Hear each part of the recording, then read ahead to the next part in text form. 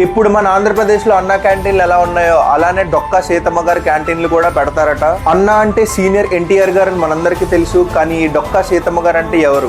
డొక్కా సీతమ్మ గారు 1841 లో ఆంధ్రప్రదేశ్ లో జన్మించారు. చిన్నప్పటి నుంచి వాళ్ళ తండ్రి గారు లాగే ఆకలి అని ఎవరన్నా లేదు అని అనుకుంటే అన్నం పెట్టేవారు అనమాట.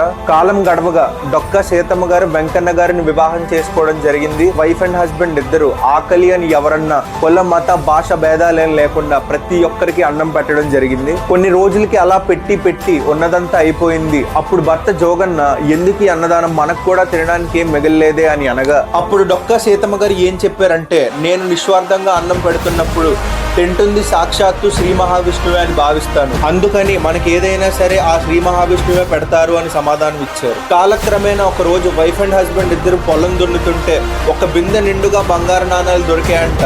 అప్పటి నుంచి డొక్కా సీతమ్మ గారు వెనక్కి తిరిగి చూసుకున్నదే లేదు.